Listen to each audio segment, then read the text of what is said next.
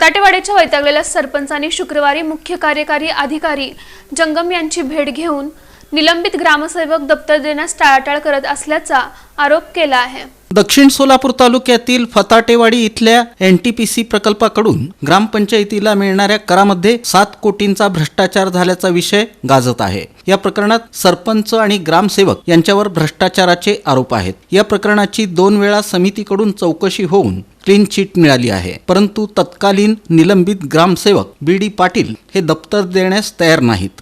त्यामुळे अडचणीत आलेल्या सरपंचांनी शुक्रवारी जिल्हा परिषदेत येऊन मुख्य कार्यकारी अधिकाऱ्यांची भेट घेऊन निवेदन सादर करत संबंधित निलंबित ग्रामसेवकावर कारवाई करण्याची मागणी केली। दरम्यान दिलेल्या निवेदनात सरपंच हरिश्चंद्र राठोड यांनी मी सरपंच म्हणून सध्या कार्यरत असल्यानं ग्रामपंचायत अधिकारी, वरिष्ठ अधिकारी आणि चौकशी समितीमार्फत वारंवार दप्तराची मागणी केली जाते, मात्र ग्रामपंचायत अधिकारी बालाजी पाटील हे दप्तर देण्यास टाळाटाळ करत आहेत। त्यामुळे ग्रामपंचायतीचं पुढील नियमित कामकाज करण्यास अडचणी येत आहेत। याबाबत ग्रामसेवक पाटील यांच्यावर गंभीर स्वरूपाचा गुन्हा दाखल करून त्यांच्याकडून दप्तर ताब्यात घेऊन ग्रामपंचायतीचा कारभार सोयीस्कर करून द्यावा अशी मागणी सरपंच हरिश्चंद्र राठोड यांनी इन सोलापूर न्यूजशी बोलताना केली। आज तागायत आपले जो काही सस्पेंडेड झालेला आहे, निलंबित झालेला आहे माझ्या फताटेवाडीचे ग्रामसेवक बीडी पाटील यांनी सदरील दप्तर जो काही आहे माझ्याकडे म्हणजे त्यांच्याकडे बीडी पाटील स्वतःकडे आहे म्हणून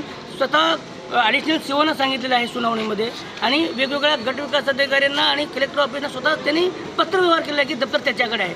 परंतु आज माझा तो सही खोटा आहे का खरं आहे हे मला माहीत नसून साधारण मी मुंबई पुण्याला वेगवेगळ्या ठिकाणी जात असल्या कारणाने, माझ्या व्यवसायाच्या कारणाने जात असल्या कारणाने मी स्वतः सरपंच म्हणून मी काही 2-3 त्यावेळेचे जो काही लेटर पॅड आहे माझ्या ग्रामपंचायत लेटर पॅड, जुन्या लेटर पॅडचा सहीचा वापर करून, खोटा वापर करून तुम्ही दप्तर माझ्याकडे दिला असा त्याचा आरोप कलेक्टर ऑफिसमध्ये माझ्याविरुद्ध केलेला आहे।